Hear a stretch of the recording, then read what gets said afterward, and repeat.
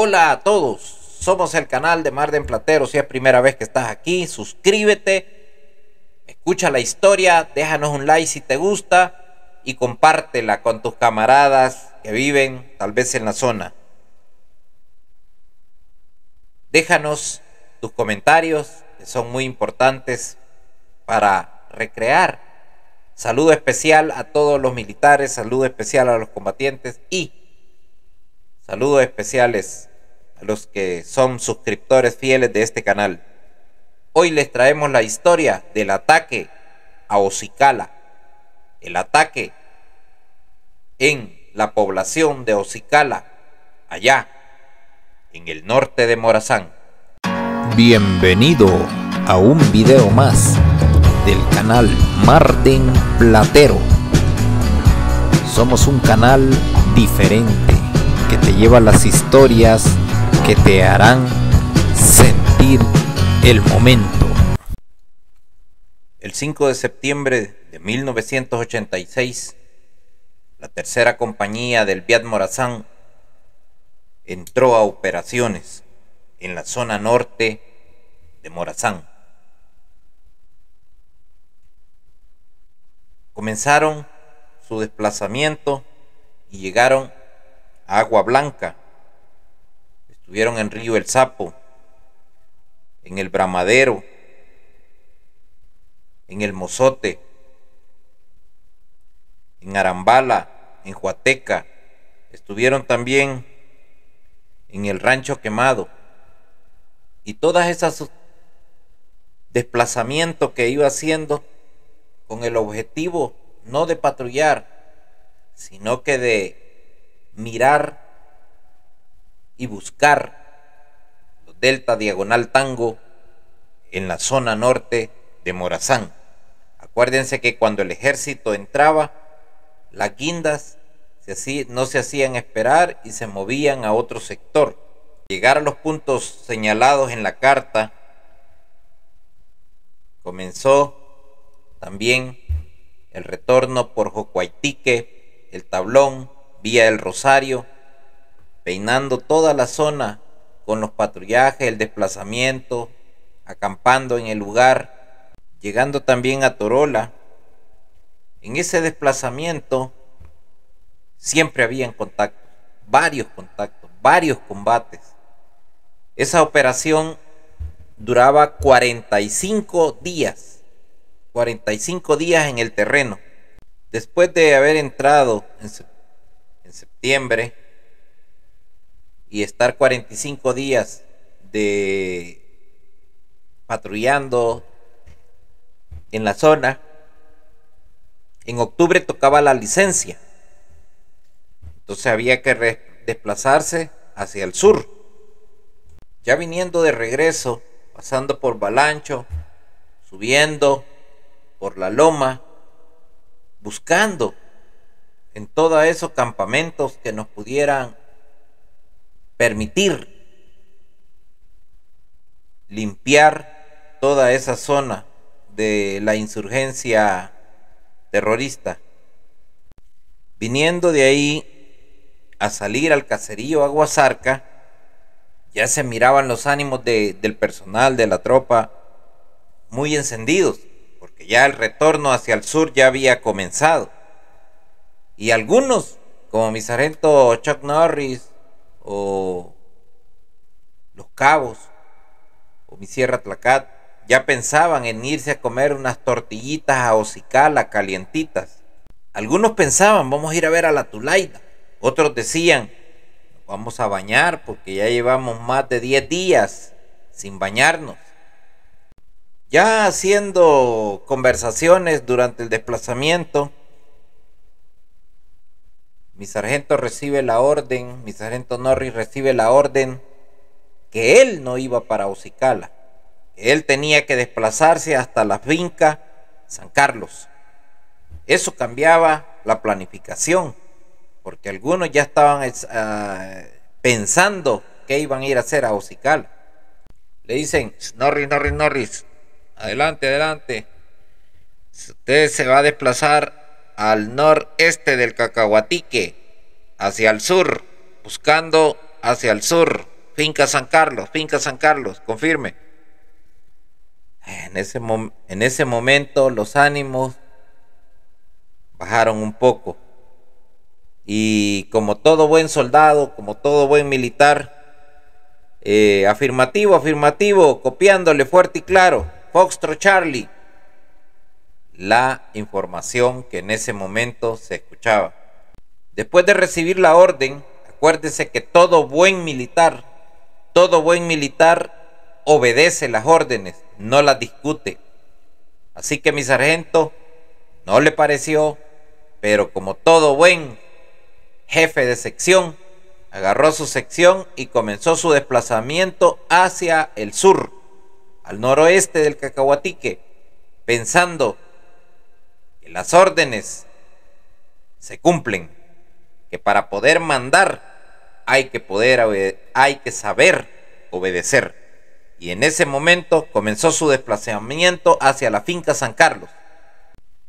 Esa orden sucedió un día domingo. Las instrucciones era que el guardián iba a llegar a dejar el abastecimiento a la zona, y así fue. Llegó el guardián, bajó, entregó los cigarros chuña, las latas, las sopas, los cafés listos, y dejó el abastecimiento y se fue. Cuando recibió el abastecimiento con su sección de soldados, se orientó hacia Plan Verde. Empezó su movimiento hacia Plan Verde porque ya el helicóptero había caído ahí, la zona estaba marcada, no se podía quedar ahí. Y empezó a caminar hacia Plan Verde, ya cargado con todas las latas. Siempre que llegábamos a una zona, llegamos a Plan Verde, toda la unidad, la sección de mi sargento Norris, y allí pernotó. Hicieron su base, pusieron sus ponchos para evitar el sereno, y cada quien empezó a acomodarse en su tiendita, que ya íbamos a pasar ahí la noche. Ya habiéndose establecido, se ordenaron los turnos y todo, pero a las 12:45 o a las 0:45 de la madrugada, cuando ya comienza el siguiente día, empieza la tronazón, empieza la balacera. Pero esta balacera no era a la sección de mi Sierra Norris, sino en Ocicala. Habían pasado 15 minutos de combate cuando Norris, adelante, Norris. El radio comienza a sonar el PRTC 77. Comienza, Norris, confirme, adelante. Nada. Y el que estaba de turno va y le dice a mi sargento Norris, le están llamando por radio. Adelante aquí Norris. Se comunica a mi sargento Norris y recibe la orden. En ese momento recibe las órdenes y la instrucción que tenía que irse para Ocicala, porque Ocicala estaba rodeado de Delta Diagonal Tango. Los ERP habían rodeado la zona y el combate estaba intenso, y el temor era que mataran la otra sección del Morazán y que entraran al pueblo y se tomaran el pueblo. En ese momento empieza los camaradas a levantar las tiendas y todo, y a guardarlo a la mochila. Algunas cosas no cabían porque las latas habían llegado y ocupan espacio. En el caso del enfermero, que andaba 2-3 sueros, más las latas, más la munición, más todo lo que tenía que llevar, era bien sacrificado, y ese desplazamiento nocturno no se miraba pero ni la palma de la mano. Así, a esta distancia, usted no podía verse ni la palma de la mano. Era bien complicado, pero las órdenes son para obedecerse y no para discutirse. Comienza su desplazamiento mi sargento con su sección, agarrando por el Limón, pasando por Williwisty, para entrar por la escuela unificada Benito Juárez, que está en Ocicala, para entrar por esa zona. En ese momento se escucha por el radio la orden. Esa orden se escucha justo cuando estaba en el peñasquero del Huilihuiste. Se escuchó la siguiente orden: que apurara la marcha, porque ya estaban rodeados. Ya no se, durante el trayecto mi sargento no miraba bien el desplazamiento. Miren, en Morazán, esas penumbras, esas noches son increíbles, no se mira pero nada, ni siquiera. O sea, ¿se acuerdan de los ojos de gato que uno le ponía a la gorra? Con eso se guiaba en la noche, camarada. Con eso se guiaba la lucecita donde iba el camarada, porque el camuflaje en la oscuridad no se mira. Y el desplazamiento, justo por los peñastes esos de Huilihuiste, ahí le dicen a mi sargento que apure la marcha. Pueden imaginarse cargados, que apure la marcha porque ya están rodeados. Charlie, pero es que aquí no logramos mirar, no se mira nada.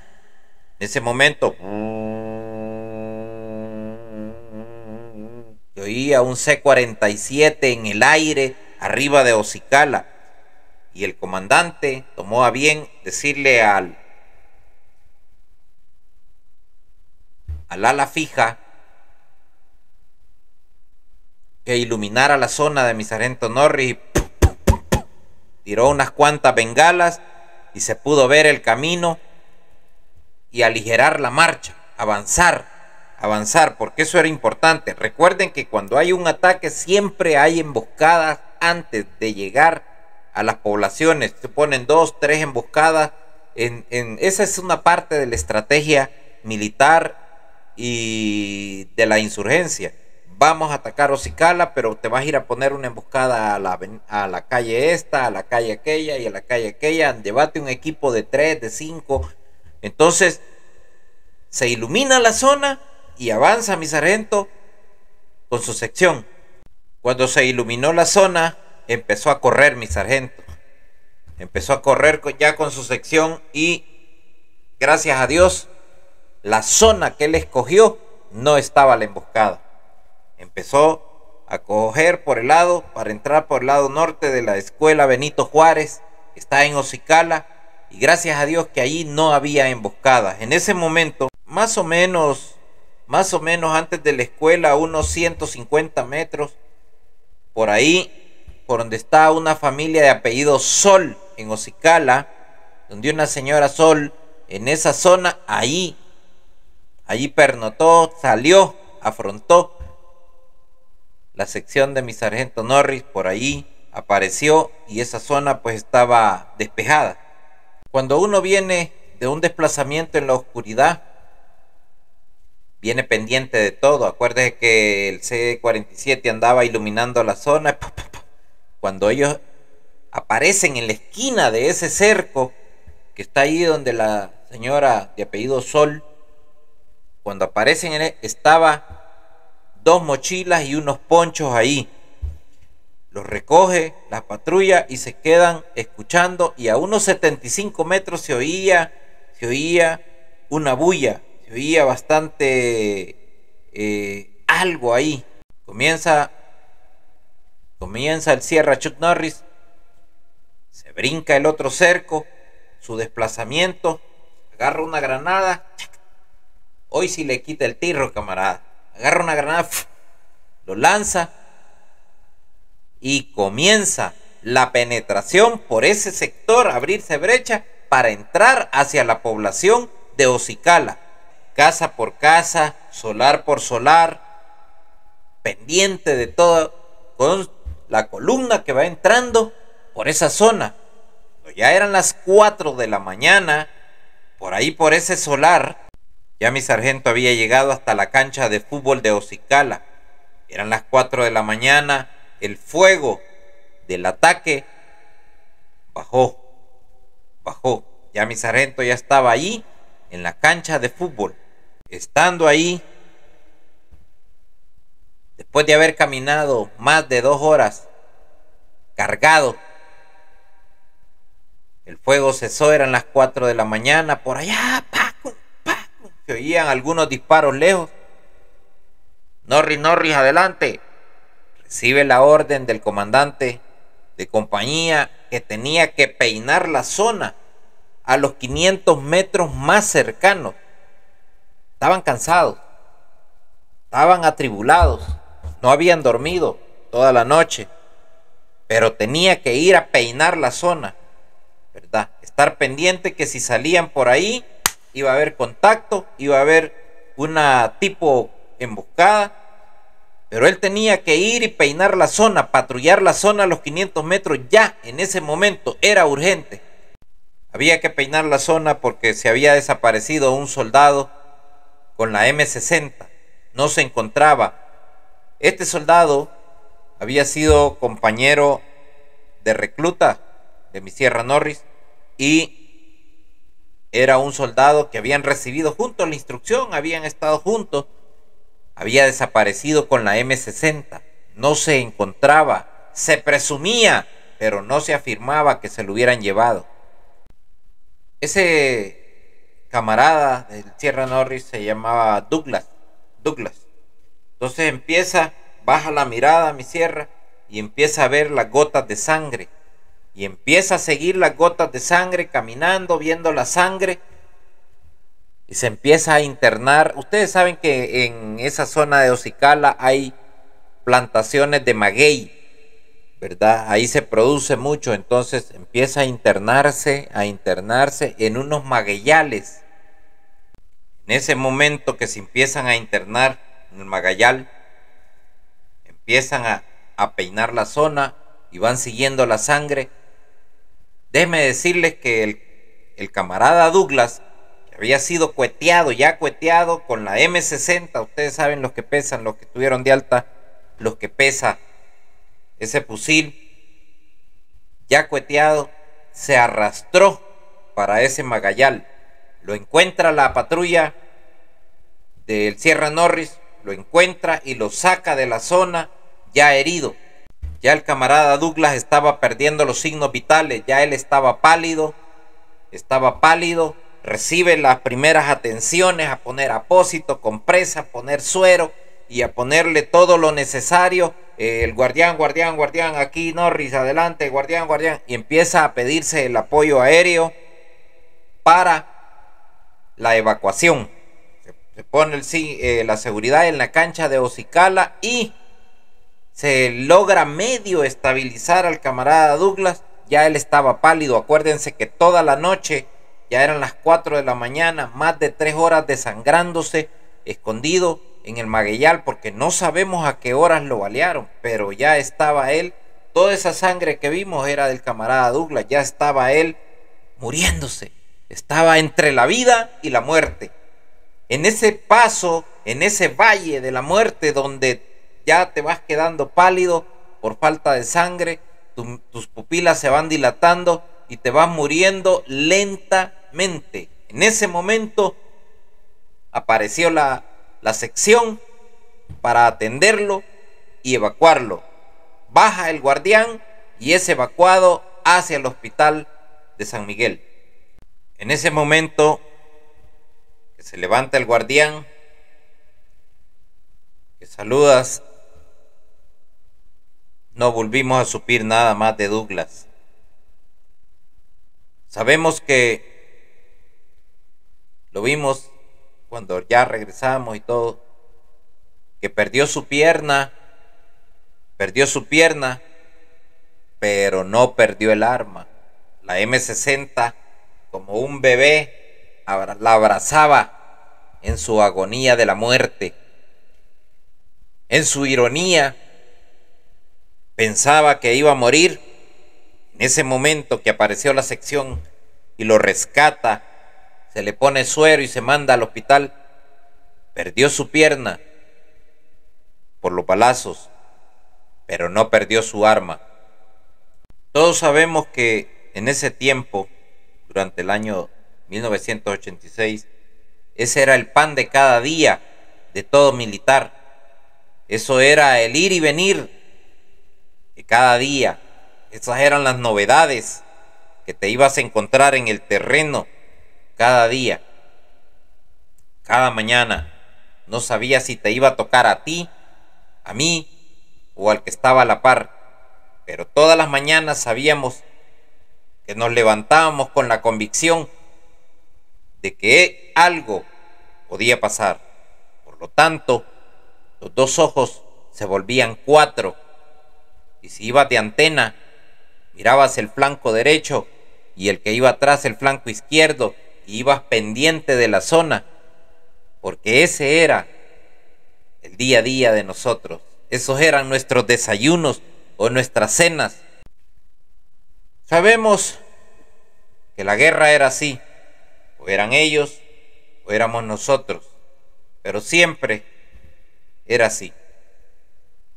Ellos en busca de la conquista de una población, y como dicen los combatientes, de recuperar o liberar una zona para ellos, liberarla de la presencia militar y recuperar armas. Nunca entendí por qué recuperar si las armas eran del gobierno, de la Fuerza Armada. En todo caso, ellos son las que nos quitaban. Pero ese día, a las 7 de la mañana, el Sierra Norris ya estaba bañándose después de haber caminado toda la noche, haber entrado en contacto al llegar a Ocicala, y estaba bañándose a las 7 de la mañana ahí por la cancha de fútbol en esa zona. En ese momento aparece un señor preguntando por el Sierra Norris. Era su padre. Había escuchado la balacera en la noche y era su padre. Había llegado a Ocicala, había pasado la noche en una llanura, porque desde que empezó el combate, desde que comenzó el ataque y él sabía que mi sargento Norris iba a estar en Ocicala, ese padre se desesperó y comenzó a caminar hacia el pueblo. Acuérdense que allá no hay transporte que ya te lleva como aquí, que un metro te lleva de una estación a la otra. Y empezó a caminar ese señor en busca de su hijo. Y cuando llegó a Ocicala a las 7 de la mañana, después de haber caminado también la noche, oyendo esa balacera, clamándole al Creador por la vida de su hijo, en ese momento le dice: hijo, estaba preocupado. Anoche dormí en la loma, andaba haciendo una diligencia y quise venir a ver que estaba bien.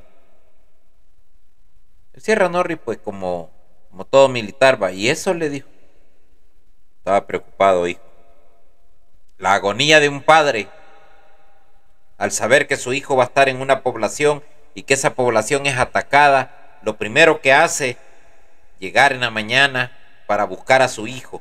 Le dice el señor: ahí por la loma donde pasé la noche, me encontré una gran columna de guerrilleros y llevaban hamacas, llevaban heridos y unos con fusiles en el lomo de los heridos.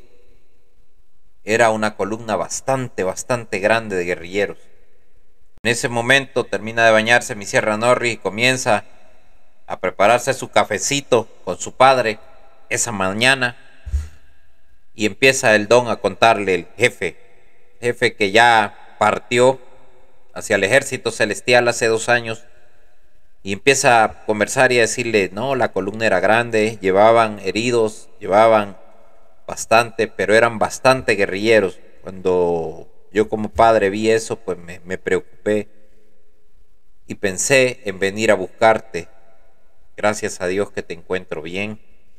Y empezó aquella conversación, padre e hijo. Recuerden que mi sargento es de la zona, y esta historia sucedió en ese pueblo conocido como Ocicala, el ataque a Ocicala de una insurgencia bastante fuerte se dio en esos días, un domingo de octubre de 1986. Un padre se reencuentra con su hijo, que al escuchar los balazos, el padre se mueve hacia allá. Habían rescatado la vida del sesentero Douglas, un amigo de la zona, quien en ese momento se iba en el aire hacia el hospital. Ya estaba, porque los helicópteros hacían un recorrido bien corto por el aire en el hospital militar de San Miguel. Cuando concluimos esta historia, llegamos a la conclusión de que, comisariento, que todo enemigo es bravo de frente. Cuando te sorprende, cuando te ataca distraído, pero te ataca de frente, es un toro. Pero cuando maniobras y le atacas los flancos por un lado, por el otro, y le tocas las costillas, en ese momento se debilita y huye. Y esto es lo que pasó en Ocicala. El enemigo entró y se estaba apoderando de la zona, pero cuando llegó la sección del Sierra Norris y le tocó por los flancos, se dio a la fuga. Todas las historias tienen no un final feliz, pero todas las historias tienen una moraleja y una enseñanza de una situación vivida. El amor de un padre, el ataque por las costillas. Como tú eres un boxeador y estás tirando golpes de frente, el otro te va a defender muy bonito, pero si le pegas en las costillas, si le pegas en las partes bajas, si le pegas ganchos, lo vas a debilitar. Y así la estrategia militar y así los ataques. Somos un canal diferente. Esperamos que la historia del ataque a Ocicala, al Beat Morazán, porque hubo otros ataques a Lenca, hubo otros ataques a otras unidades, pero el ataque al Beat Morazán, ese día quedó plasmado. Un día amanecimos lunes, el ataque había sido el domingo. Siempre durante el mes de octubre. Recuerden que las historias son para vivirlas, para recordarlas. No son historias sacadas de la manga. Son historias que verdaderamente existe personas y población que puede dar fe de lo que sucedió. Tengan un buen día. Somos un canal diferente que te lleva las historias que te harán sentir el momento.